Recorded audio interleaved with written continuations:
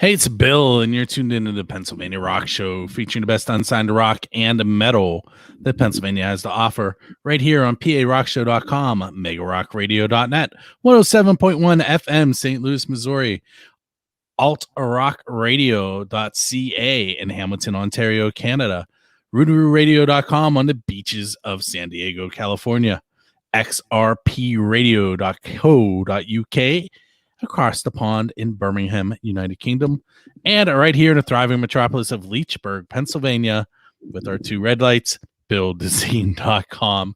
My name is Bill. This is the Pennsylvania Rock Show, episode number 583. This one has been interesting, and we just went live now. We had an emergency that rescheduled a guest, and then he had an emergency, so we're on to plan B, and Jay Asadi and Caleb Strauss are bailing me out tonight. Hey man, glad to be of service, you know what I mean? Absolutely happy to be here as always.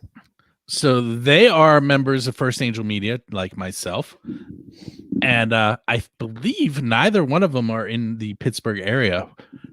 Nope. Not close enough though. Where are you at, Jay? I'm in Newcastle. Oh, okay. Yeah, I'm right All there. right. Yeah, that's pretty close. And Caleb is in Texas. Yeah. Oh, okay. Good old Tejas. Okay. So what we're going to do a little bit is usually when we have First Angel Media people here on the Pennsylvania Rock Show, by people, I mean Jonna, you get to hear from the boss lady. Now you're going to get to hear from people that are out there doing their thing as both musicians and part of First Angel Media, that aren't either Jonna or myself. So there may be some other people popping in and out as we do this. Maybe John the American Hilljack Lane will pop in. I sent him a link. We'll see if he joins us. Come on in. But everybody. So Caleb was recently on 3 Questions in a Song as MZNZ. Yep. That is my other podcast. You can check that out by going to BillDesign.com. So we're going to pause on him first. We're going to talk to Jay for a little bit. Okay. So Jay, why don't you tell us a little bit about what you do as a musician? Right now, as a musician, you can see I'm crammed up in a closet / office space / storage room. But this has become like my office. So basically, I started my own independent label, Dark Mafia Entertainment LLC, and I've been recording at home due to the pandemic and everything like that. So I record, not so much on engineer, but I do all that kind of stuff and then handle my my label and stuff. So, and I was in a movie, small little role. So I do it. Oh, cool. What movie were you in? I was in the Stillman movie. So blessed with the opportunity, had some music that was in there. So just like I said, I've been just exploring my options. One of my students is currently in a movie that's filming right now, and he keeps coming in every day going, I really hate being on camera. Oh, okay. I like being on camera. It don't bother me. Now it depends on where you're at. Like, once the camera's off, it's supposed to be off, but when it starts following you and this, that, and third, that's kind of a little frustrating. I thought my lines were done. Go that way. Leave me alone. Yeah, it's like, yo, my part's done. Go that way. So you are a hip hop artist. Yes, sir. We've had a few hip hop artists here on the Rock Show. But you got me as a rock, so I don't know. Maybe I'm a rock star. I don't know. You know what I mean? I just make music. I let you label it. As long as you don't put garbage in front of it, we all right. That's it. You might be the next Kid Rock. Hey, hip hop, rock, country. Hey, whatever. He gets checks, so that's right. That's what matters to me. Get fans. Be successful. That's it. All right, so let's do an MZNZ introduction, and then we'll talk about what you guys each do for First Angel Media. All right, cool. So, do you want to talk about me, or do I have to talk about me? You get to talk about you. I get to talk about me? Okay. Well, I'm Caleb Strauss. I am sometimes known as Legion on stage. I am the lead singer and songwriter for the band MZNZ. We play experimental industrial metal, but we really mix a lot of genres together. Actually, we use a lot of. I would say the thing that kind of unifies it all is it's cinematic. You know, we use a lot of lounge elements, a lot of electronic elements, a lot of hip hop elements. Actually, because I listened to hip hop before I listened to metal as a kid, and we just kind of put it all in a blender. You know, kind of the way that bands like Faith No More and Mr. Bungle have done.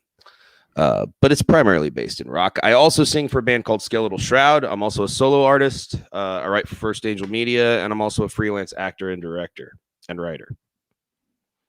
And sometimes I sleep. CJ, he fits right in. Oh yeah, and listen, I can relate to that. Sleep is valuable. Yeah, it is. It's essential. I can't sleep. I always feel like I got something to do. I know, and I always shoot awake.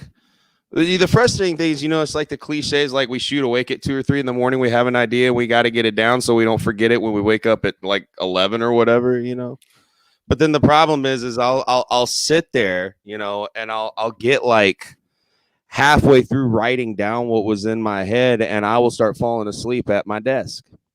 So I'll get back and I'll go lay in bed and just burp. And I'll cycle through that for about an hour, finally fall back asleep. I'm gonna do a quick intro of what I do at First Angel Media because I really don't talk about it very often. So I am actually the vice president. My 2 main jobs that I tell everybody are to make sure the website is running and to keep Jonna calm. I also dabble in a few of the other things that go on the site. You can find the occasional article written by me. You can find photos by me. You can find these video podcasts on the website as well. I kind of am one of those people that's like a jack of all trades and not great at any of them. I know enough to be dangerous and get a lot done. There's definitely a lot that does get done. Yeah, I mean, you gotta consider yourself great. I'm on here. Exactly. I like it. Feel good about yourself. I was telling Jay the other day. I was like, listen, before you came across First Angel Media, you probably never heard of Build the Scene. I'm like, I like to be behind the scene of what I do. And they said, and most people probably, when they find Build the Scene, they're like, oh, who runs this? And nobody really knows unless I tell them. Right. But with that being said, Build the Scene gets about 250,000 hits a month from about 38,000 unique IP addresses, which would be like 38,000 people. Yeah. So you have a knack for finding the time. That's why you said feel good about yourself. You got me on here. Yeah. You like the Wizard of Oz, man. You're behind the curtain. It's funny that you say that. I used to tell people that. But you know what? Everybody knew who the wizard was, man. That's why I was trying to see him. In the end. In the end. I think, in the end, maybe. Yeah. When I first started the Pennsylvania Rock Show, which was in 2004, to give you an idea of the history of this thing, I used to tell people that I was going to be the next Suge Knight, except on the East Coast and rock. Okay. It hasn't quite gone that way, but I still like it. I don't know, man. Yeah, I don't. Yeah, that's your goal. I know what I'm trying to achieve. You know what I mean? Like I just look at the end results.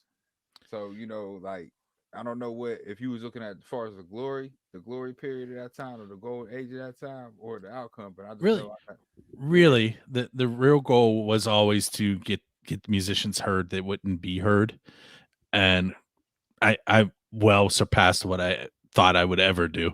Yeah. I mean, there's just the numbers I threw at you. I mean, yeah, that's. I used to be happy when I was close to 1 million hits in a year. Now I'm getting 250,000 hits a month. Yeah, absolutely. Nowhere near where I'm at, but you know what I mean. That's what's up, man. And hey, I'm humble. And before we get too much further, First Angel Media is listed there.com at the bottom of the video. But why don't you each take a moment to mention where you can be found online so we can use some hits as well. Go ahead, Jay. I could be. Well, you mean want me to type it in there? No, you can just talk. Oh, listen, I'm streaming on all platforms. You could just Google Jay Asadi. Like I said, everything's going platform. If you go into my Instagram, which Jay Asadi 100, that's JASADI 100. So I had to think real quick. But my link on there, link tree is right on there. You get all my music. So I'm easy to find. You know what I mean? So appreciate you. Mad Clock's here. We can't hear Mad Clock. Wait, try speaking again. Look and see his beautiful face. There it is. What's up, guys? There we go. What's up, dog? What's going on, y'all? Yo, what's up, Nate? Okay. Mad Clock. I'm sorry. It's all good, homie. Yes, sir. Yes, sir. All right, man. Okay, Caleb, go ahead and mention your stuff, and then we'll let Nate catch up. Oh, right. Yeah. Website. Sorry. I forgot where we were. I am at mznz.com. That is emzyenzy.com. And there's also a link on that page to my solo stuff as well. But yeah, that's my band's website, and all my shenanigans can be found there. And yeah, that's pretty much that's my headquarters right now. I'm pretty centralized, and I'm on all the streaming platforms, but you can find all those links on the site. I'm on Spotify, iTunes, Apple Music, all that stuff. Caleb Strauss and MZNZ are both on everything. So, all right. So Nate or Mad Cloud. Let me try that again. Mad Clock. Cloud. That's it. That's your new name. Mad Cloud. I'm changing it now. Mad Cloud. I'm fucking changing it now. Oh, speaking of that, try and keep it PG-13. I forgot to mention that to all of you. But yeah, you should have told me, man. I come with a parental advisory sticker. Well, you know what? You've been good so far. I know. I think we got like Jay and I have accidentally been good. Like I don't know, it's been luck. That's why. Listen, I'll behave. Listen, I've been slowly turning PG-13. That's why this looks like this. All my stuff got pushed into here because I got my son. All his clothes start taking over house. Kids do that to you, man. All the clothes are starting to come back. Room for it. All of a sudden, your movie collection starts having more and more Elmo, and just like. Man, I don't know. Thank God for YouTube. I ain't got to buy nothing. That's true. You start singing Frozen. Yeah, you do. I know. Nah, we ain't watching none of that. G.I. Joe over here, baby. There you go. Man. Yeah, we get down over here. Yeah. Yep. Right. Old Mad Clock's got a couple of little girls, though. Oh, okay. He has a couple of each. Yeah, three of each. Yep. Yeah. We all know who run the house. Oh yeah. Yep. The little girls run that. Absolutely. Yep. I got Boss Baby over here. He runs it. That is another good kids movie. Here we go. Yeah. Boss Baby is that's a pretty good series on it too, actually. Yeah, my older kid watches. Yeah, I live with them, so I know. Yeah. Boss Baby's fantastic. Yeah. Right, I'm gonna keep up this tangent. What's the worst kids movie you've watched with one of your kids? That's a great question. Okay, like not the original Teen Titans. I like the original Teen Titans, but Teen Titans Go gives me a freaking headache. Oh my god, garbage. It's like someone took like caffeine and sugar and artificial sugar and blended it all together and made it visual. It's so bad. I ain't on that level yet. I'm not there yet. It's so bad. Yeah, it's just terrible. I love the live action Titans. I love the original Teen Titans. Go needs to go. Go. We went to the drive-in to watch one of the Minions movies. I don't even remember which one. And we always put the back of the vehicle facing the screen. And kids sit in the trunk, or at that time we had a van, so they were sitting in the back of the van. And we usually set up the beach chairs, and that we were 5 minutes into that movie, and I went and sat in the seat facing the woods and played on my phone. I could not do it. Oh man, yeah. I don't know. The Minions don't bother me too much. There's another one that's like that does though, and what is it? I can't remember. It's one of those Pixar things. I can't remember. It's gonna come to me at like 3. My wife just walked in and she's staring at me. What's the problem? Minions? Yeah, terrible movie. She said awful. Ah, Hey, Awful. man, it's your choice, parental agreement. Let's see. Like at least you bonded over it though. Yeah. Yeah, right. You know who they are? Yeah. Yeah. You know they cost Yeah. mayhem. Yeah. That's So it. that's the point of kids' movies, I think, is to either have the whole family enjoy them or for the parents Yeah. to bond together over hating them. Yeah. Yeah. I don't know. Sometimes that really feels like the intention. You must be Yeah. talking about Frozen. Oh well, yeah, Frozen's up there for me, and her and Mama. I mean, she's in the black abyss back there because I still bought that amazing lighting kit that Bill has so generously showed me 1,000 times. You did or you didn't I yet? haven't. If I did, it would look much better than this. I'm Well- in the black abyss over here. My lighting kit is currently in the construction zone, so I keep showing this to everybody, but I am using a floor lamp. Pretty sure I win the worst lighting award right now. They're like No, I got you beat. My walls are gray, bro. The only thing I have is well, this thing. You guys is complaining. I'm showing my shame over here. I'm over here like, damn, you know what I mean? So I don't know what you're mad about. You guys look where I'm at. I'm over here like, So- I feel like Office Space. Like I'm not. Listen, I started off in my living room. You know what I mean? So I got moved around. You know. Jesus Christ, Tara. Tipping me over there. I taught from this spot for 6 months. Oh yeah. And Pandemic. Mm-hmm. the other day I brought up something that I taught while I was here, and one of my students goes, "Oh yeah, that was the day that we could see your bread." I'm in my kitchen and my camera was wide and they could see the bread on the counter. That's what they remembered. What you talking? I got ADHD, so I lose track. What you talking about? All right, so It was a joke, man. It was a joke. Come on, man. listen, I repeat myself all day. That's all teachers do. We have enough That's all kids. teachers do. Oh yeah, teachers and parents repeat themselves endlessly. Yeah, just endlessly. So I teach kindergarten through 8th grade. Okay. So I have 170 students. Okay. And then I come home and I have twin 11-year-olds and a 13-year-old son. Okay. Although my son did get, this is going to sound way worse than it actually was, but he made me repeat something today and I had a oven mitt in my hand and I was hitting him with it, but not hard. And I was like, I've been trying to do this all day. It's like, and it's really not your fault, but you did it. Oh yeah. And he's giggling and trying to stop me. But all right, so way off on a tangent there, but that happens. Yeah. All right, so Mad Clock, what we were doing here was that they kind of introduced themselves and listed websites and places they could be found, and then we're gonna move on and talk about what each of you do at First Angel Media. Gotcha. So if you want to kind of talk about yourself. Oh, I hate doing that. It's terrible. Oh no. Yeah, I'm Mad Clock. I'm a writer for First Angel Media. I'm also a musician.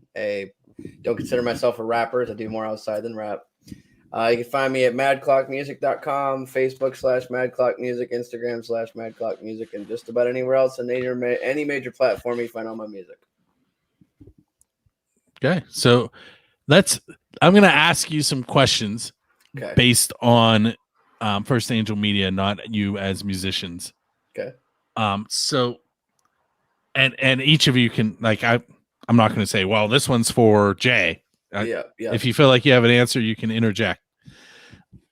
So first of all, how did each of you become involved in First Angel Media? I mean, at least Mad Clock is in Pennsylvania. You guys aren't here. Although neither is Jonna. I don't know if people know that. Down in West Virginia. Yeah.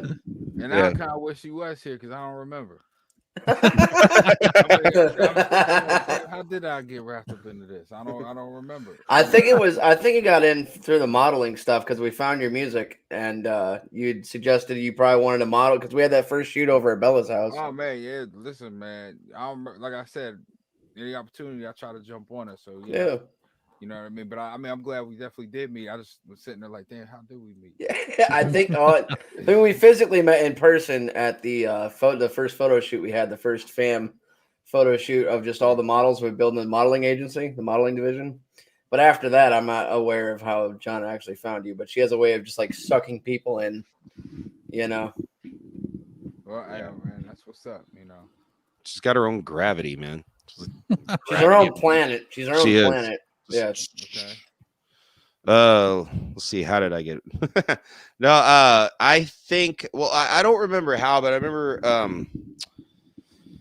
Uh, it was Joe Raven. Yep. Was a member of one of, or maybe both of my music groups on Facebook, and he would, he'd always post his reviews for First Angel Media, and I always enjoyed his reviews and the music he reviewed. So I sent him MZNZ's third album version because it was just about to come out, and he reviewed it, gave a real nice review. And then Dennis reviewed my my second solo record, Entries, which is like a collaboration record. And then I don't know, I just kind of I fell in love with it as a platform. I love what it does for artists. I love that it's run by artists and it's made up of artists. And so I just started sharing everything like a madman, and then was asked to come and write reviews and articles. And I always love writing. Something I got a little bit of background in. So I love doing it. It's a cool way to, it's like Jay said, you see an opportunity, jump. I meet cool people. I talk to cool people. I collaborate with cool people every day of the work week and sometimes weekends. So yeah, just kind of a domino effect of instances. Right on. Yeah. Well, I guess honestly, I do remember the exact moment when Jonah pulled me in. So I signed to Brutal Business Entertainment in October last year, and I was getting kind of new with the group and familiarized with everybody. But I'm kind of a class clown in a way. I like throwing jokes out. And we had just released the Plagues compilation, which was like every artist on the label had put a song together in a CD, and Babes were on the cover and all this. And I'm listening to all the songs, and I'm finding all these nuances from all the artists. Like Seeds this like teddy bear of a guy, but he's like just mauling the microphone. And find those little things. So I had made this like satire piece of everybody and their music and everybody that was on the record. It was like for Seeds. He says, something about my fragile hands, but he's like this big old tough guy. So I was just making parallels, and I thought it was like every song had a joke tied to it. And I shared it to Pat, and I was like, people get pissed about because I was kind of new to the label, He's like, I think it's hilarious. Like, post it. So I did, and everyone laughed, a good laugh about it. And Jonna commented, and she's like, it's no easy feat. This little post you made, it's actually really good writing. Just letting you know. And I was like, okay, so who are you? And she's like, I'm your new best friend. Guess what you're going to be doing? I was like, I don't know what. She goes, you're going to be writing for me because you're a good writer. That's cool. And I was like, all right. So I signed on, and that was kind of it. The first interaction I had with them, I've just gotten around, everybody in the label and shit stuff. And I'd ask Raven. You have said more words than they have, and they've been on twice as long as you. It's terrible. I come with a parental advisory sticker, like Jason. Anyway, I just start bleeping everything. Bleep, mother, bleep. Anyway. Yeah, that bleep is the one I don't want to hear. The other ones we'll let slide. Yeah. Anyway.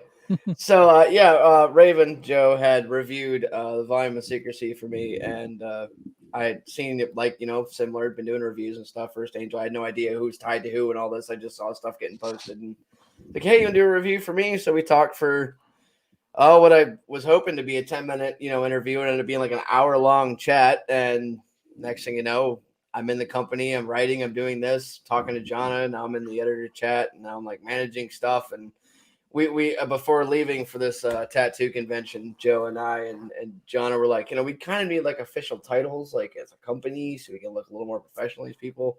Apparently mine landed on executive manager. I don't know if I totally live up to that title, but it sounds cool, so we're going with it. I'm head of the writing department, but I'm an executive manager for First Angel Media, guys. Throw that around like a boomerang, dude. I know. Hey, Bill, so you had to give me a little second, right? I just thought. Now I remember how I got wrapped over first. It was through the Stillman movie. I met Joe at the Stillman movie. I had him on the set, so we had, he wrote an article on my. I think it was one of them. I want to say Joe, I believe it was, or Raven. I'm sorry. I wrote the article on my music, and then that's how we, I got intertwined. Like I said, I'm sitting there, I'm like, yo, how did it, After so long, you just kind of forget. It's like, oh well, I'm here now. yeah, that's what I'm saying. Like, Yeah. I mean, I wasn't thinking, but I was like, yo, how did we meet? So I had to sit there and, that's what I was doing the whole time. So I'm actually glad Matt Clock was talking, because I was sitting there, I was going back to the future. I am going. We're gonna do that. We're gonna use the DeLorean, but hold on. Let's go. Let's go. So I'm gonna answer my own question. So I had someone suggest that I interview Jonna, and at the time she was doing, basically she was doing photos with a cell phone, and she was posting reviews of shows that she went to on Facebook. So I interviewed her. We talked. We did basically what we're doing here, and we got off the air. And I was like, we do a lot of the same things. We should probably do some stuff together. And eventually, I convinced her she needed a website, and we got that up and running. And then all you guys started showing up. Started plucking us from the airwaves and Facebook right. and all that. My visual of Jonna, the way I imagine it, the way she like sucks people in is like, how in the original Willy Wonka, you just see some scenes just like Slugworth just like walks up to the kid, just starts whispering in there. You have no idea what you just hear, this like minor key string drone, and it's just like wah. I just picture her like going up to all of us doing that, just like 1 or 2 people a day. That's how First Angel Media has been built. Yeah, she just like yeah, I know. And then it's just like as we listen, our eyes just go like glazed. Just cut to writing. Must cut, write. Must write. cut to. We all have like 15 articles published, and me, Jay, Mad Clock are all sitting here. How did we get here? Well, I don't remember. If you go back in the writers chat group far enough, you'll see how many times I say I hate writing. Yeah. But you will find articles that I wrote on the website. Yep. Because you're right. Somehow she manages to convince us that we can do this stuff. Oh, you're also not a photographer, right, Bill? That's correct. That's her fault. Well, kind of her fault. She just put the finishing touches on it.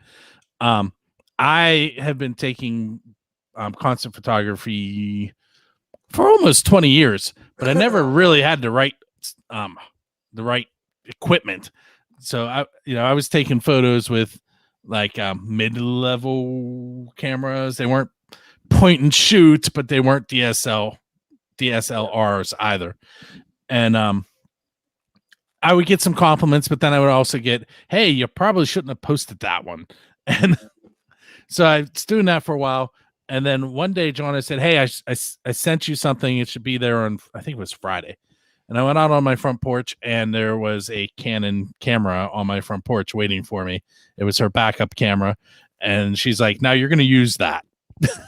See, that's how she does that. She just leaves you no choice. It's never a question. There's always a period at the end of every sentence. It's just right. like, it's a statement. Yeah, it's a statement. Very succinct. Often 4 words or less. Yeah. Well, it's like when Jonna was going to take over that, we were having a conversation about doing Fashion of the Flesh in Pittsburgh, and it didn't happen or whatever, but there was this conversation where she was just talking to people about it, and all of a sudden it was like her thing. She just like took the thing over in a couple sentences, and I'm like, yeah, that's pretty much how that goes, man. Yeah. I don't know what altar she has in her house and what magical voodoo, man, things are stacked upon it, but the woman gets things done, man. I find myself just drawing to this computer. I'm like, all right, well, Jonna has my doll right now. Guess I'm working today. See, I kind of get the opposite from her. It's usually a message that says, hey, when you have time, can you show me how to? I want messages like those. Because you're the IT guy. Yeah, you're the brains of the operation, man. When it comes down to it, I'm the one person that can shut it all down. Oh, yeah. Yeah, that's true. It's true. It's like you're like the lighting designer at a live show or a play. It's like, man, the lighting guy is all the power in the world because all they got to do. Unplug. Probably the best thing I've done in recent history for First Angel Media was when we were having trouble with the theme that's on the website. Yeah. And I kind of got annoyed with all the questions Jono was asking. Nobody heard me say that. And No. Heard you say what? So I installed a secondary WordPress and put the theme on it and said, "Here, go play with it." Hey, I think she told me that story. Actually. We're just sitting here, just Jonna, man. Well, she wasn't here to defend herself. She wasn't here. It's fair game. That's it's totally fair game, man. Totally fair. She was invited. Eventually, I told her no at first, and I called her today. I called her today and told her she wasn't allowed to be on. And then when I was struggling to get people to join, I was like, "Hey, you want to come on?" And she said, "We won't talk about you now. I promise." She said something about not being camera ready. That sounds like her. Yep. So, let's see. Oh, the DeLorean. So this one is a musician question, but let's say that you come across that DeLorean that everyone is familiar with, and you have to go back in time without breaking the space-time continuum because we don't want to be yelled at by Doc Brown. And you can pick any date in history, go back in time, follow a band around for a whole year just to hang out with them and learn from them, or a musician at all. It doesn't have to be, it can be a solo artist, a hip hop artist, a band, whatever. Maybe a producer or an engineer, someone in the music business. See, I'm editing my questions. Who would each of you want to go hang out with for a year? Oh, okay. You know what? I think you might have asked me this question on my BTMX interview, and I think my on the 3 questions in a song. No, no, you're right. I did. You asked me in the comments room. I did, and at the time it was Prince was my answer. Okay, it's not Prince today. As much love as I still got for Prince, it's not Prince today. I told you it might be a different artist on a different day. No, today it's the Residents. Because the Residents, not a lot of people know this, but the Residents were actually the first band to wear masks. People are like, Slipknot, Mushroom Head. And then some people are like, actually, it was Mr. Bungle. Actually, no, it was none of them. It was the Residents back in the 1970s. Really experimental, kind of industrial tinge, just, I don't know what you call them. They're still around. They have like 90 gajillion albums. They're the one masked band that nobody actually has ever seen maskless. Nobody to this day, since the 70s, knows who they are. So if I've got a DeLorean and I got a whole year, I'm finding out who the Residents are. There you go. I don't want to learn anything musical from them. They're musical geniuses, but that's not what I'm after. No. I just want to know who they are. Could change the world. I don't know. That'd probably have some really bad butterfly effect style consequences if people knew who the Residents were. So I'm going to interrupt for a moment. My aunt used to live in New York, and she was a waitress at a truck stop. And Kiss shows up at the truck stop in the 70s before they're huge, and they're trying to convince her that they're rock stars, and they're like, "Don't you want our autograph?" And she's like, "No." So she met them without makeup, which nobody knew who they were at that point. Yeah. They offered her autographs, and she told them no. That's amazing. Wow. Yeah, it's a shame that didn't happen after Kiss were huge, because they need that now. Oh, more than ever. More than ever. They could use that. They just did a concert over. I remember they did a concert in Australia underwater and stuff. So they still making moves, man. Oh yeah, They did. You know, They played to the Sharks. Crazy. Yeah, it was in there. It was like some Metalocalypse stuff. It's just always like ridiculous. I think they made out all right. That's some Yeah. SpongeBob and the Bubble Bowl stuff, man. No. I knew he'd Oh laugh. my God! I knew he'd laugh. Episode! Yes, Woo! the Yes. Bubble Bowl. Oh, my Oh, name history. on the wall. History. I just found out tonight which day they rescheduled the concert for. We were they canceled the Pittsburgh Kiss concert. We were literally No. you Mad Clock will know what I'm talking about probably. When you go to Star Lake, you're on 22 and 30, which is the state highway, and you get to the Burgerstown exit, and you take that exit, and it's like as soon as you get off the exit, there's the pavilion. We were on the exit, and a fireman walked up to our car and said, "Hey, the band just canceled. Go home." No. Oh No. my! Oh. That is heartbreaking. Yeah. And we were going with my brother and my sister-in-law. It was my wife. My wife was with. It was my wife's idea to go, which was awesome. Listen, when I first met her, country, just country. My sister-in-law is probably gonna have a kid in a week or so. and she was all in too. She even had a Kiss shirt on. And I will tell you what she said off the air. Oh, now I'm curious. It's a great line, but we're not doing it on there. And this might be the first time I've ever talked about her on the show. Anyway, so I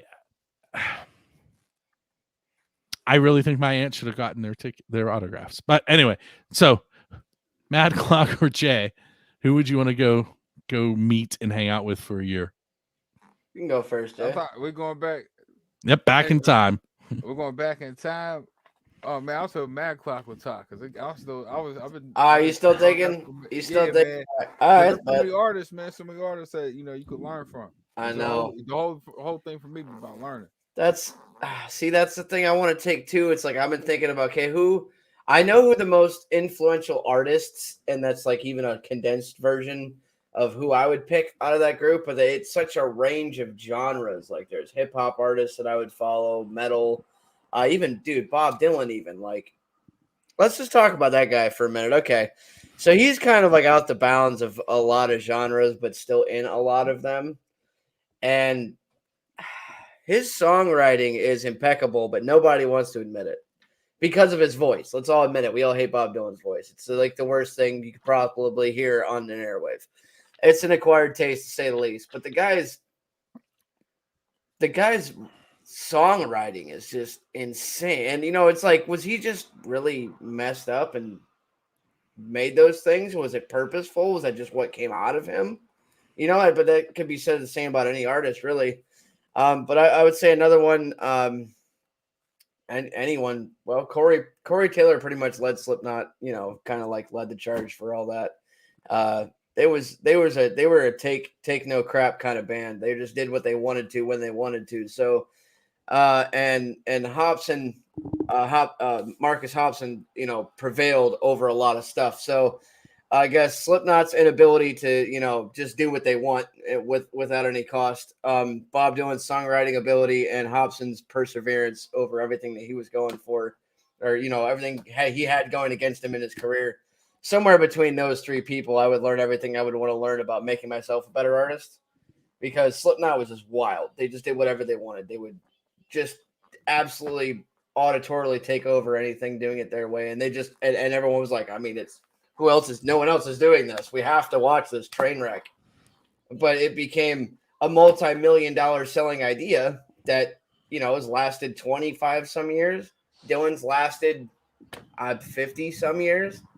Hobson's only been around maybe 10 in the limelight, but he's overcome a lot in his day. So somewhere between the realm of them three people, if I had to pick Dylan just because he's lasted so long, like how do you keep reinventing yourself that many times and survive? He did folk, he did rock, he did country, he did all these things and just kept evolving. Like he survived the eons of time because he kept evolving his image, his tone, his sound to himself. He had like a Christian phase for a while, and I guess the evolution of his career would be something to kind of watch, But how are you going to encompass everything he did in his career in 1 year? If we only have a year, I suppose. So that is a really hard question. I would have to say at the end of the day, probably Corey Taylor. Follow him around in his nutty ways for a year, and just like, how would you even keep up with that? How would you survive that much So, yeah, laughing? surviving, yeah, laughing, just like I mean, he's dude. Every other word out of his mouth, he's just gonna be crying with laughter. I know, It's such a hilarious. character, such a hilarious character. He's got such a passion for what he does too. Like, Yeah, he's an for sure. activist for mental health. He does a lot of charities, and his later years, he's used his opportunity to better, people around him. Which is, I think a point of every artist that gets that platform kind of comes across like, all right, well, I've done everything I've wanted to. Now what do I do with those pile of cash? Let's just give it back to people and all that. Yeah. stuff. Yeah. And he's still making killer music, So, oh yeah, his solo stuff's hit or miss for me. It's like good, but it's not what I want to hear from him, I guess I should say. Sure. Even Stone Sour is kind of like, I mean, they're good, but I want to hear Corey Taylor's Slipknot style. Like, I don't know. I kind of like hearing him explore, sort of go all over the place and all the like one-off collabs and yeah, I don't know. Yeah, definitely have a lot of. I don't know. I actually admire everybody you just mentioned.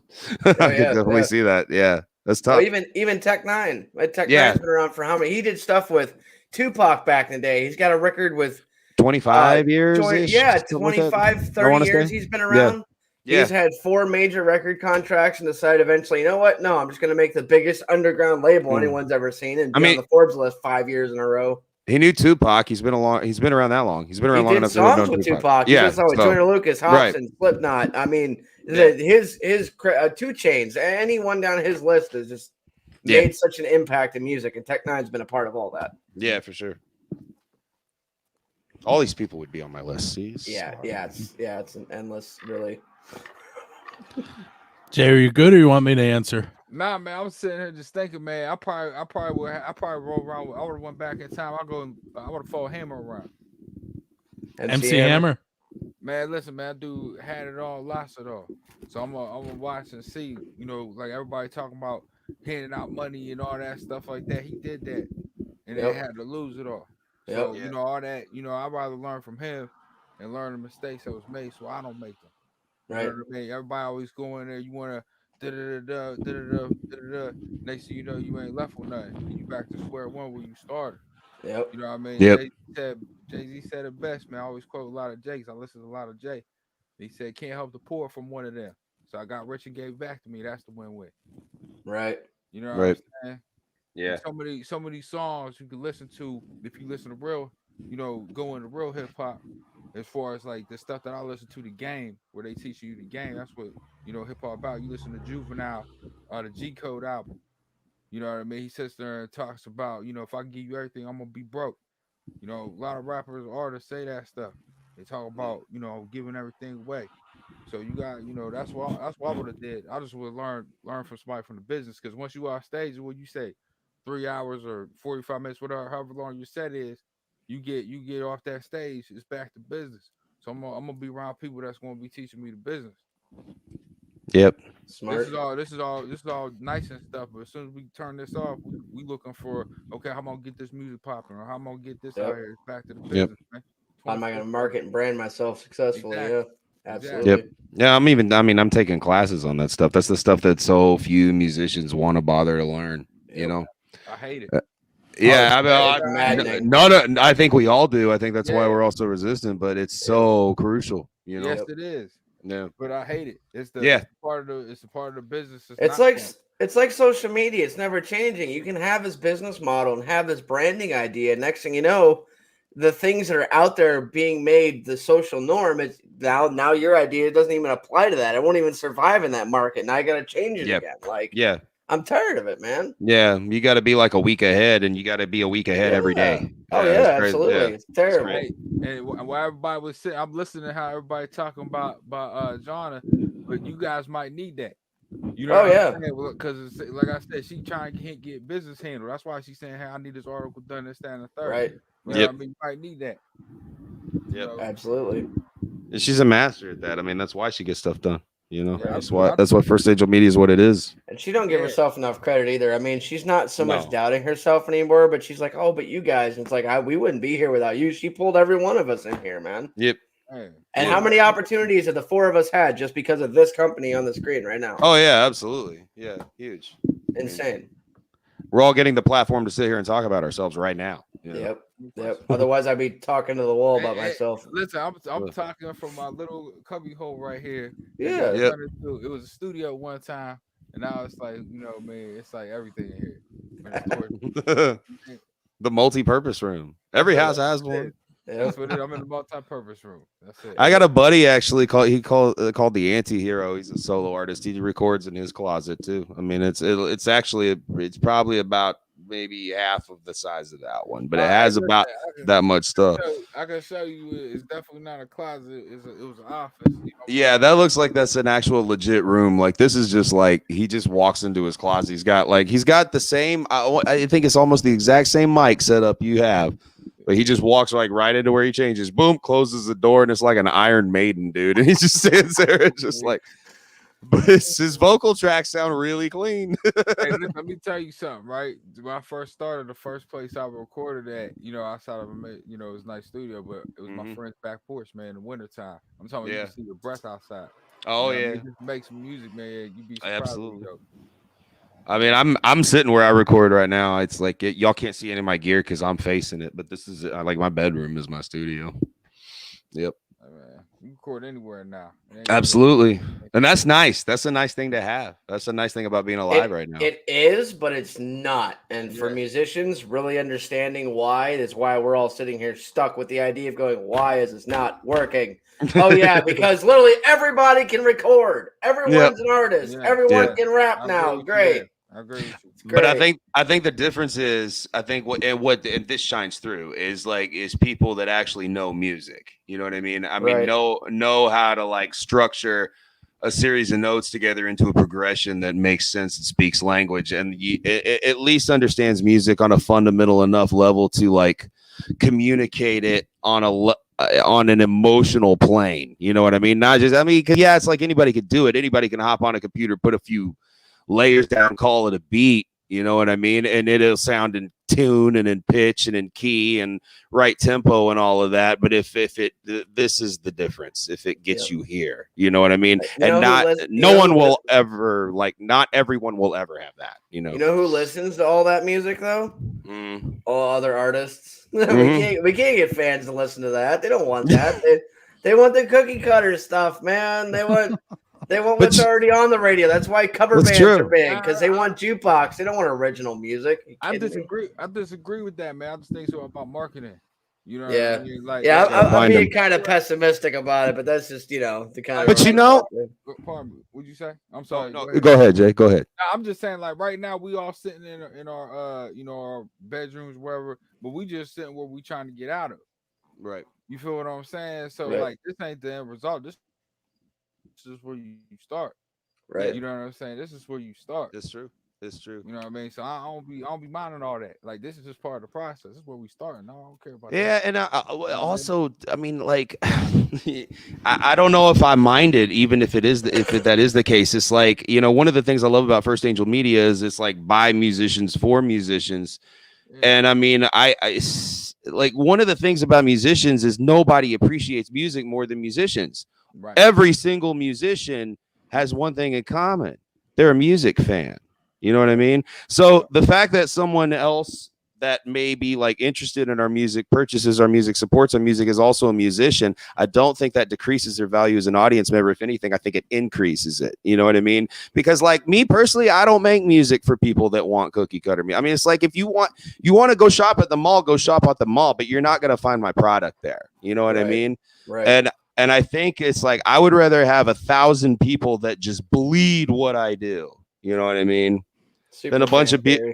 Yeah, super fan theory. Exactly. It's because like the people, the people that want the cookie cutter stuff, there's also the people that talk over your music when you play it for them. Yeah. You know what I mean? That's a good point, man. Okay, let's talk about something else. You're not on my level with music. And it's like, I want people to listen to my music that are on my level with music. You know what I mean? And fans who aren't also artists never will be.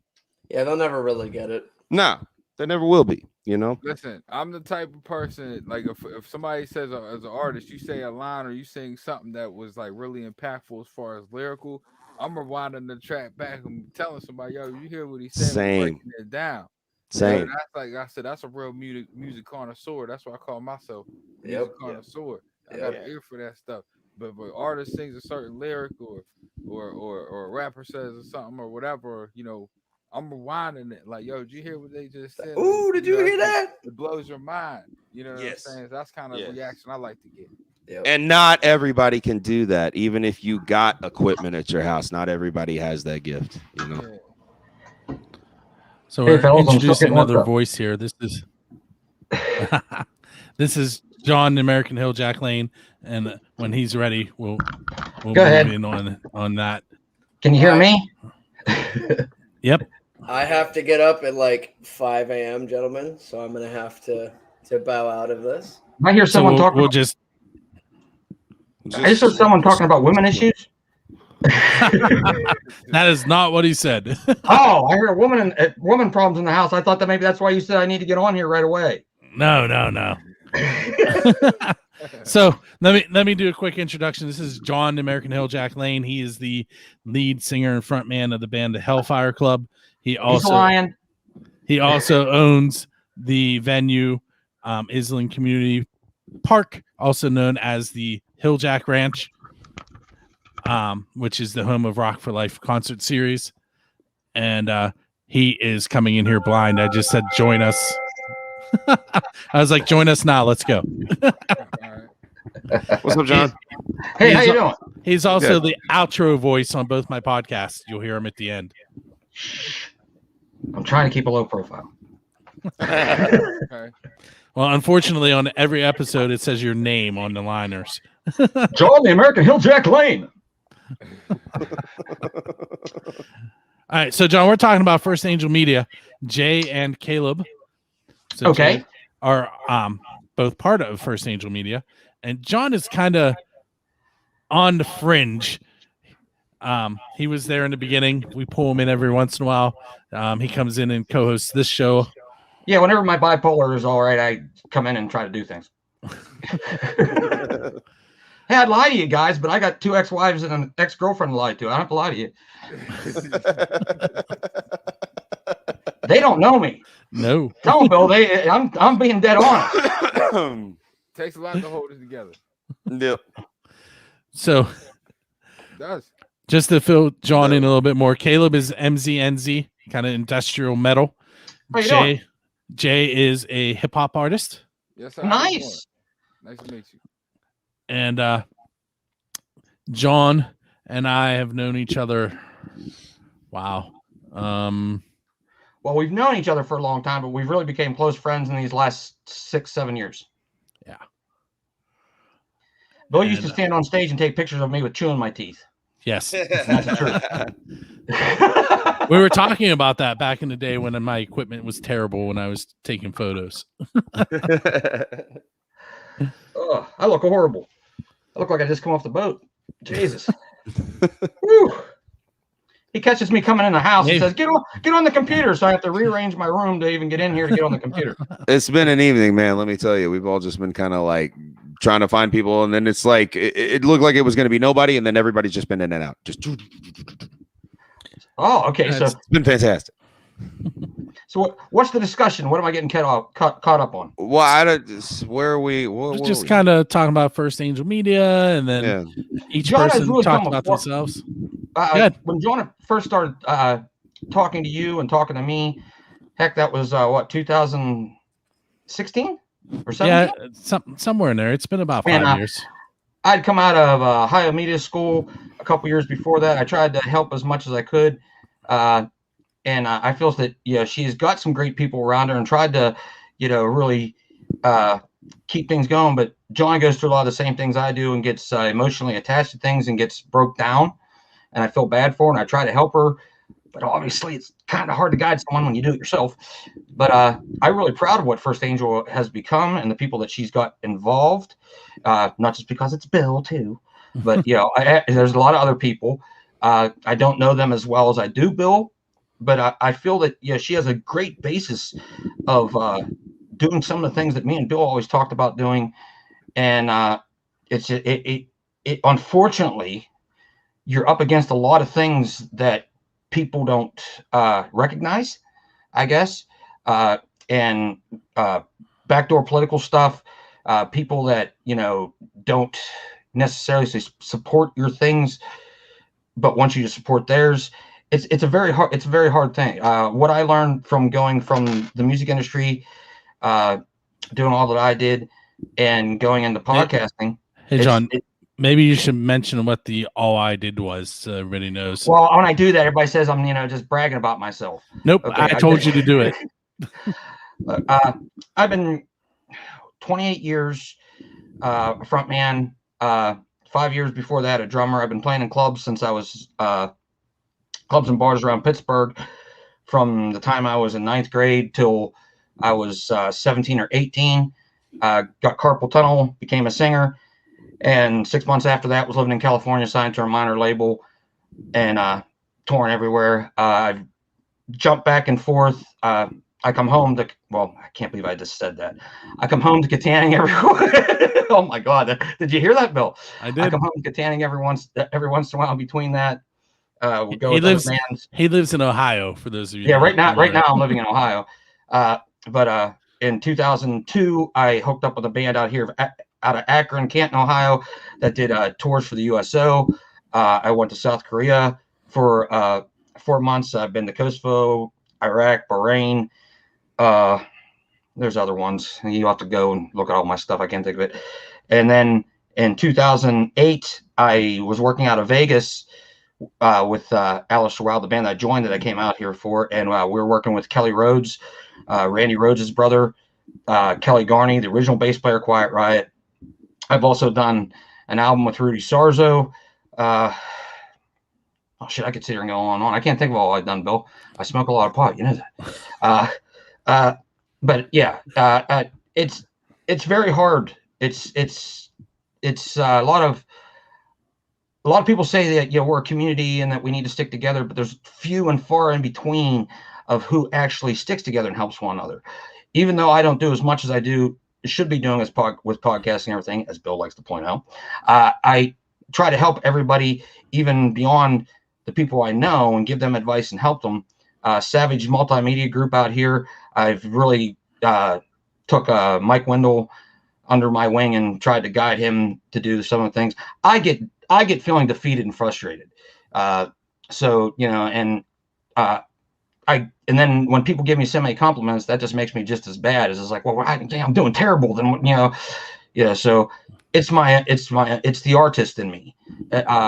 Podcasting for me is just as important as writing a song and everything. So I try to make everything that's upfront and how do I say it? Just to me, if you're gonna do, pro. You want me to just go with my whole thing? Yeah, go ahead. Try to make it like I always say, pro, positive, real, and original. And it's because there's so many people out there. You got to doing the same thing. If you don't have something that's a little bit above, just like with your hip hop or with your industrial, you got to have something that stands out a little bit. And if you're just doing the same thing, you just, you know, fall into the wayside. You know, there's McDonald's and there's Burger King and there's Wendy's, but you also have, you know, all these other places that do the same thing you don't hear much about, but because they have so much publicity behind them and do the marketing. He wasn't here 5 minutes ago, and he's already on the subject we were talking about. Because, well, that's what goes through my mind constantly. You know, even when I'm not doing it, like I've been working on originals to bring into my band, and I'll sit there, you know, and that's what I did this past weekend. And my birthday was yesterday. Happy birthday, by the way. Yeah. I'm 48. Don't look a day over 60. But it's even with my writing, with everything that's going on in the world, I'm questioning everything. You know, because, you know, you have cancel culture, you have so many things out there that just, you know, can affect you even when you don't realize it affects you. You know, hip hop gets a real bad stigma behind it. And there's a lot of guys, if you check out multimedia group, Savage Multimedia Group, they handle a lot of hip hop artists that are really good, but they get a lot of flack, and it's not fair. I really feel it's like industrial, the same thing. I've got friends out here and Two Dead Roses. Those guys are like great, but because it's industrial, everybody looks at it as, you know, some of the in lower level industrial, but it is not. And it's hard to get past that stigma. And just like with us, we're called the Hellfire Club. And, you know, and I didn't even name the band, but we get labeled as, you know, everything from death metal to everything else. And you can go check out our stuff. We're just, dude, I'm a commercial, you know, guy. I just try to make it as commercial as possible and across the board. But, you know, and because, you know, my moniker is the American Hilljack, a lot of people think I do country. And I, you know, it's Well, just, you know, that hat you wear doesn't help. all the hat I wear, the beard I grow, different times, you know, different things, the way I talk. And I do listen to a lot of country, but it's just I defeat myself by going against the grain. I can honestly admit that. But I also try to go against the grain so it stands out. You know, when in my genre of music, there's guys that I look up to that, you know, I take from them and I put into my own stuff, but then I try to beef it around. And, you know, I get up on stage, like he said, with a, you know, big 10-gallon hat and everything else. Everybody's expecting one thing and I try to give them another. So it's, you know, and that's the same thing with hip hop or industrial. If you just go up there looking the same way as everybody else, you just blend in, you know, and it's all in your performance and it's all in how you talk. It's all in how, you know, unfortunately, talent don't mean hardly anything anymore. And it's the saddest thing for me. Like, you know, even with Bill, I'm not blowing smoke up. Bill is one of them. He don't give himself enough credit. He always tells me. I think Bill has come a long way since I first started listening to him in 2004, you know, and till now. And I think that he deserves way, way more listeners and way more respect for what he does. But because Bill is not like me, he won't go out there. We go to shows and Bill, hey, go talk to that guy. You know, where, you know, I made him go interview somebody for his podcast instead of me doing it. Yeah, go interview. I'm like, I don't have anything prepared. Go, you know. And it's like, it's sad. It's sad to me because talent don't mean anything. And there's people that are terrible at this, terrible at podcasting, terrible at hip hop, terrible at industrial, that get so much attention just because they have a little bit of money or someone pushing them. And that's the saddest part to me. There's no such thing as respect for talent anymore. And I get frustrated myself. And, you know, I don't know how you guys feel. And I've rattled on now for, I can see 7-8 minutes. So someone else talk. I was listening because I'm surprised you stopped. Yeah, I'm in agreement. You know, Yeah. I think like nowadays the tactic to get it recognized for your talent or your craft is to cause controversy. Yeah. You know, and I'm talking about in a sense where it's not where you're looking at somebody's life, where you just sitting there, you just attacking somebody or, you know, just trying to make fun of them or stuff like that. That's how people are getting attention, is building off of somebody's already established and then latching on and trying to do some stuff to discredit them. Right. Versus, you know, like I'm saying for me, I'll just come up with my music, you know, my craft, whatever like that. That's how I'm competing. I'm competing on a level of, you know, either I'm gonna inspire you and say, hey man, I need to step my game up, or you know what I mean, you just gonna be like, man, that dude's a bad dude, like in the good sense, you know. But now I feel like everybody's got to sit there and try to jab at somebody or pop some shots just to get on, because deep down, I don't think that's kind of society as a whole right now. And for some reason, that's really prevalent in hip hop. It seems like everybody just wants to watch y'all fight. You know what I mean? Like, and it's one of the least interesting things about hip hop to me, actually, is rap battles. But I mean, it can be really fun. It can be a great flex, but right. Going back to what you were saying is like, you know, John, is it's like without the acrobatics, it's hard to get people's attention. You know what I mean? Right. Yeah. And as far as the hip hop battle goes, I love watching when guys can go back and forth and just I don't want take pot shots in a, you know, in a artistic way, Yeah. You know, and take that and respect each other for that. And that's why, I like some of the guys out here, and even some of the bigger guys that do it. But, and then like you said, with the acrobatics, or the big performance. Yeah. Hey, John. During the John. pod. Yeah. Yeah. Exactly. Hey, John. Yeah. Somebody scream. Somebody scream, goddammit. I ripped that off in 1992, been using it. I even make Woody pay me every time he does it every once in a while. Even The though guy he stole it from. Scott Boyd that sings for he sings for a country band now. Yeah. Oh, I can see the logo. I can't think of the name of it. Buck Wild. That's it. Yeah. So it's when I say positive, real, and original, everybody says and can be original, and you're correct. But the best thing you can do is take all your influences and put them into yourself and make it into your original formation of what you are. Yeah, absolutely. And that can take years to do, but that's always the goal, ideally. Yeah. And that's what I do. What I've done these since 2000. I want to say 2014, 2015. I make sure to give credit where credit's due of anybody that, I've taken influence from, whether it's national, local, whatever.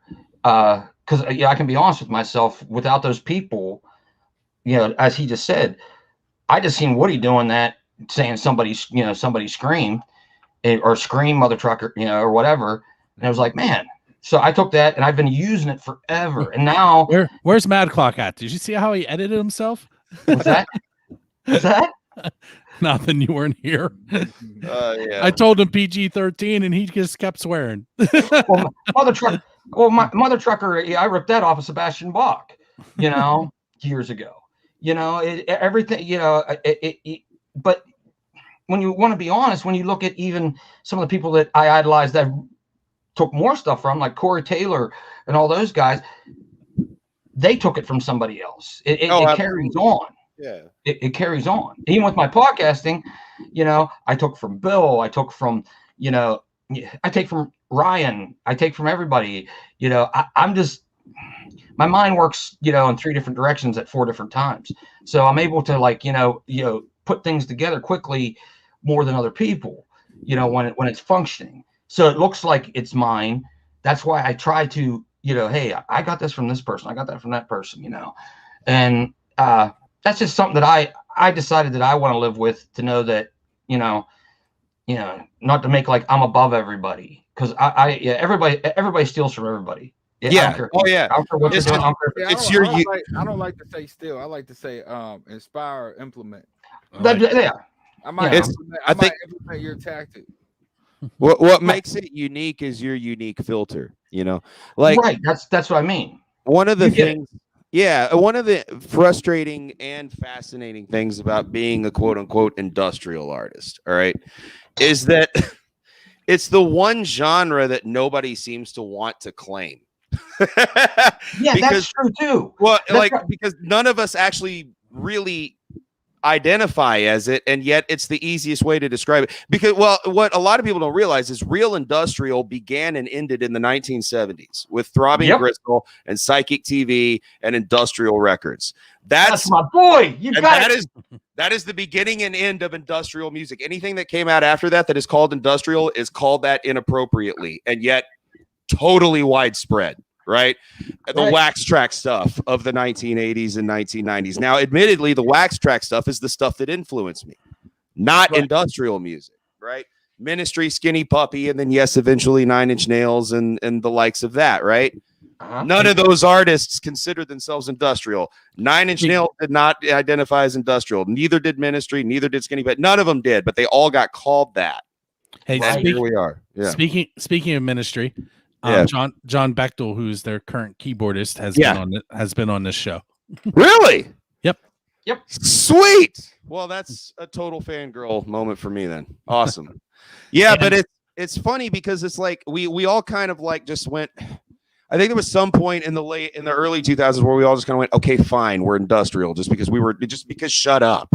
You know what I mean? Fine, we're industrial. You know, That's but I what mean, that's what two dead roses out here. That's what the first time I said it to the guitar player played bass for me at a thing, and when I said, "Oh, your band's industrial," "Oh no, we're not industrial," and now he's like, "Yeah, we're industrial." yeah, we're industrial. Fine.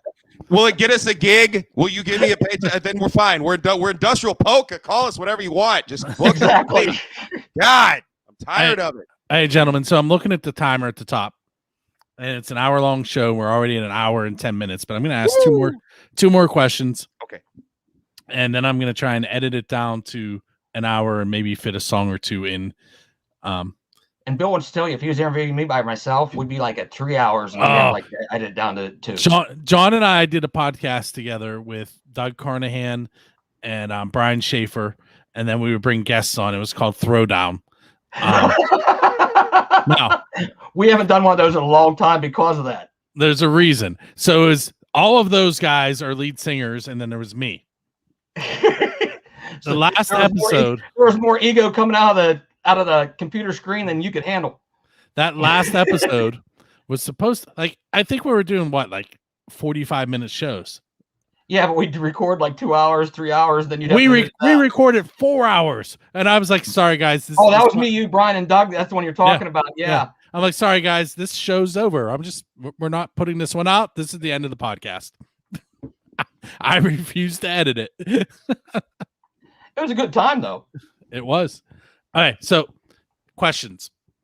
You may or may not be familiar with Robert Johnson from the blues. What's the word I want to use? Not history. That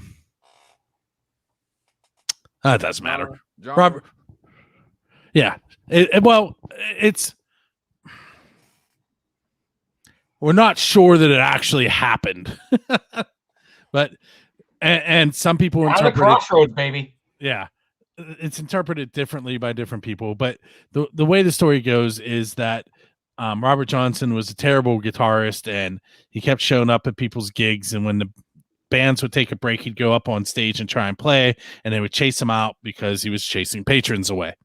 So he disappears for a year, comes back. He's now a phenomenal guitar player, and the story is that he met the devil at a crossroads and sold his soul to be able to play so well. Yeah. So my question, and don't read into it as actually selling your soul, but if you were meeting the devil at the crossroads because there was something you wanted musically, what would you sell your soul for? So in other words, what is there about music that you really need to have? Someone else go first.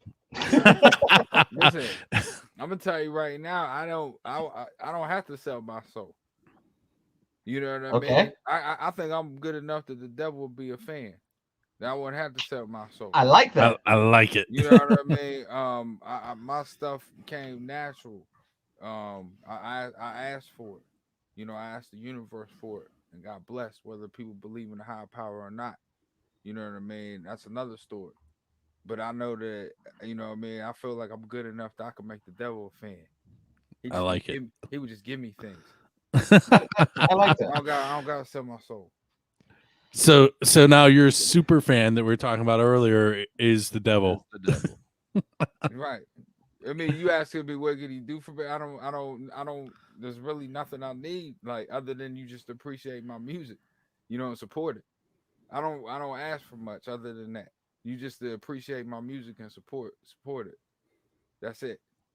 No more. I love that answer, and I don't have to follow it, but you two do. No more, no less, man. That's why I keep doing what I'm doing. I love what I do. I just want people to love it back and support it and appreciate it. It's art. I struggle to come up with a different answer, honestly.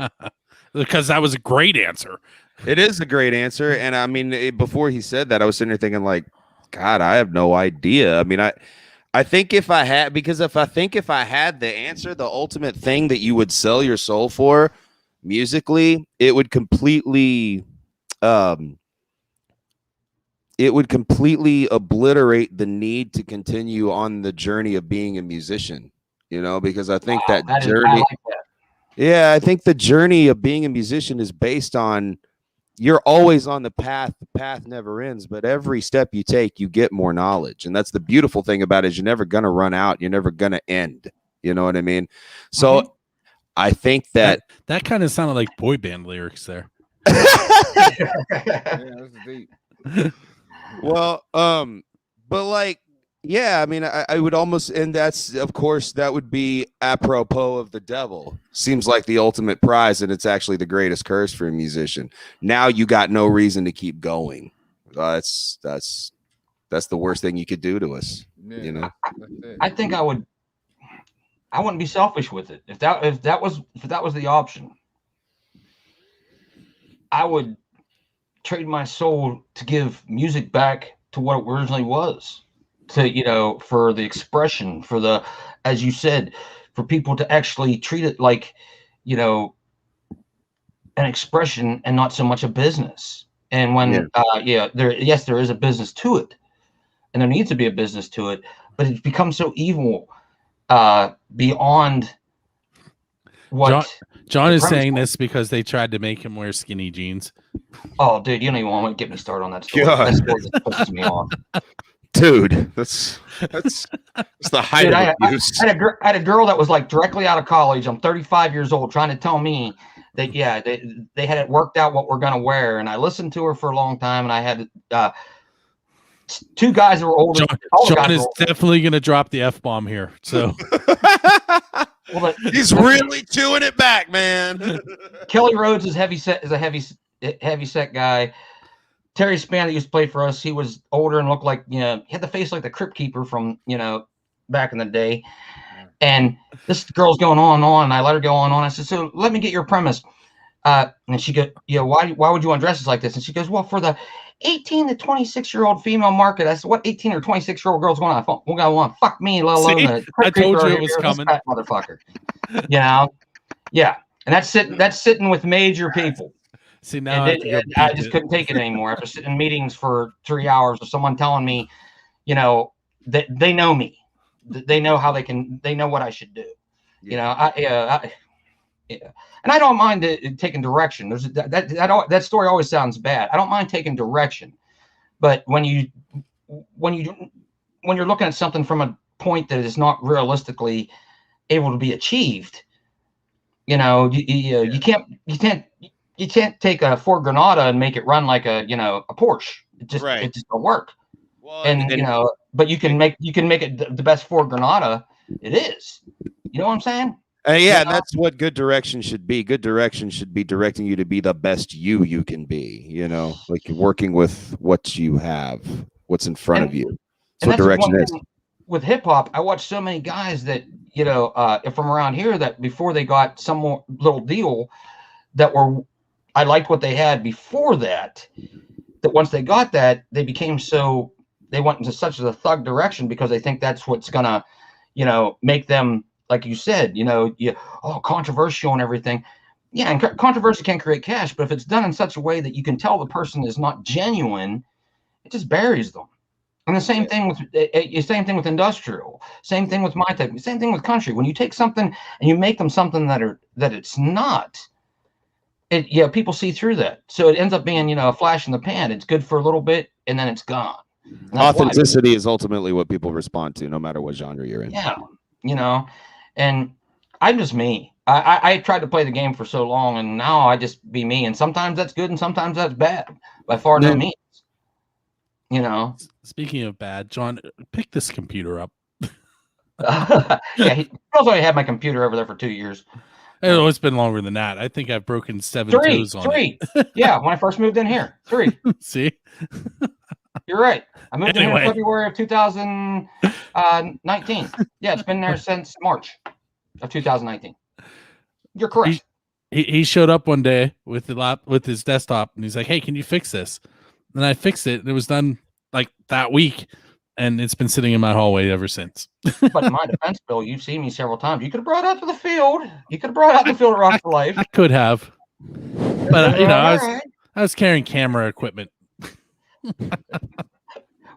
I'm not the greatest organized person in the world, but, you put me on a stage, all of a sudden I can do shit. All right, here we go. Last question, and then we'll go off the air and we can keep chatting. But last question. Okay. And I think I may have asked Caleb and John this in the past, but your answers may have changed. So I've been trying to get Dave Grohl to come on any of my podcasts or my radio show. And Chris Jericho. Yeah, I did, but maybe I should go back to trying to get Chris. But anyway. Hey, I got a guy that writes for him. The guy in the Turbo Lovers writes for his page. Oh. For Chris Jericho's page. We might be able to get that. But go ahead. All right. So I've done as much as asked this question on like every episode. I have emailed his management. I've tagged him. I watched a video where Brian Johnson from AC/DC showed up at his house with a van. So I tagged both of them and it said, "Hey, Brian, how did you get Dave to answer you?" and they just, no luck. But Nandy Bushnell, who is a 11-year-old drummer, sends him a video and says, "I challenge you to drum off." There you go, Bill. Learn to play the drums. I might have to. You got to challenge him to a drum off, dude. That's the only way he's going to answer you. Now, I will say, what you got to do with your shirt off. Shirts off summer, man. Yes. That's what's going to catch the attention. Yes. You got to take your shirt off. Shirts off summer. Start going, letting it all. You know what I mean? You I don't think under water sprinklers. Yeah, that's gotta it be too. yeah. I don't think anyone wants to see that. Hey, but people going to take it I do, off. Bill. Yeah. All three of What us. you Will be... That's what you think. So let's go. So like the newest thing is that they actually brought Nandy to one of their shows last week, and she played Everlong with them, and it was phenomenal. So yes, it was. I need to figure out some. I don't know. I need to find an angle. Anyway, train one of the girls or your boy. There you go. Hey, man, just don't overdo it. So is the question, what are we willing to do to get Dave Grohl on your show? No, but that's a great question. No, the question is, Dave Grohl and the Foo Fighters are known for bringing people up out of the stands and letting them perform with them. And what I want to know is, what artists would you like to go up on stage and perform with? And is there a song in particular that you would like to perform? You know, I've actually gotten to perform with one of my favorite bands. And it was the band Pigface, who Trent Reznor used to be a member of way back in the day. Way back, blew up. Yeah. And it was the song he wrote with them, Suck, which was later remade into a Nine Inch Nails songs. But I got to sing that on stage with them because one of their guitar players on that tour, Christoph from the band Bile, was somebody I knew. So he pulled me on stage and gave me his mic. And even though Trent Reznor himself wasn't on stage, the fact that I was singing a song he wrote with people that were behind me was kind of dope. So that almost hits that mark.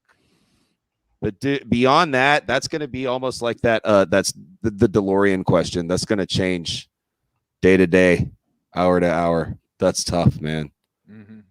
I don't know. I'm going to throw that Pigface story out there because I can't think of anything better to say. Right?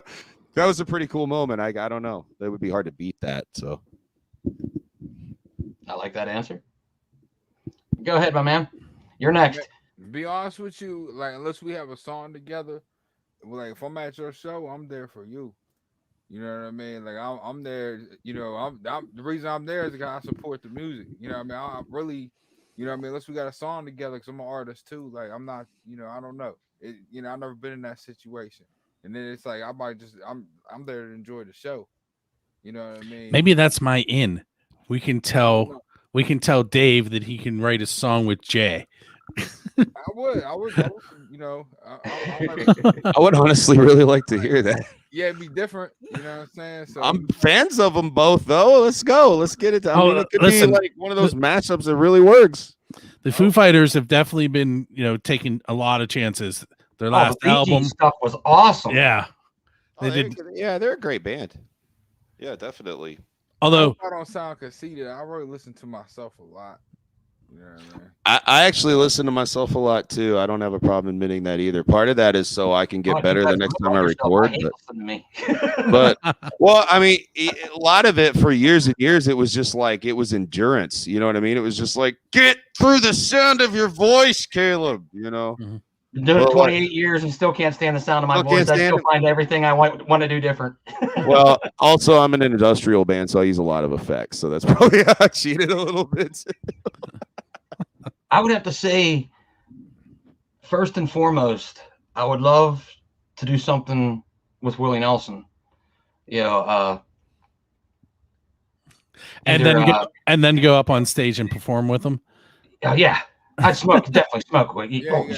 Dude, who you talking You to? don't gotta smoke with Willie, dude. I seen that article. He said he don't smoke no more. He said What? Right. Yeah, But he's eating edibles. Hold on, calm down though. He only because of some of the stuff with his lungs. He eats edibles. Yeah. We can, I have no problem with eating brownies or whatever he has. Listen. But I would love to like I'm eating some edibles and the effects are not the same.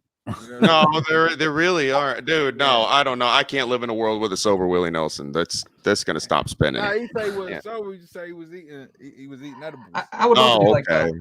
7 Spanish Angels with them, great song. or Something like that. But as far as like within my own genre, as you see, I worship at the ground of Dimebag Darrell, and when he passed, that really hit me hard. Yeah, dude. Hell yeah. Absolutely. I got to meet Vinny when I was in Vegas, and I probably drove him nuts because I just kept talking to him like I normally do. But if we're Pantera, I always say when I first started, I want to be Rob Halford, Jeff Tate. I'm a tenor 2 vocalist actually. Yeah. But Pantera came out and that ruined my career because it was like, oh man, you can scream and you can sing clear. Yeah. Oh yeah. Well, then, yeah. That was the big band for me too.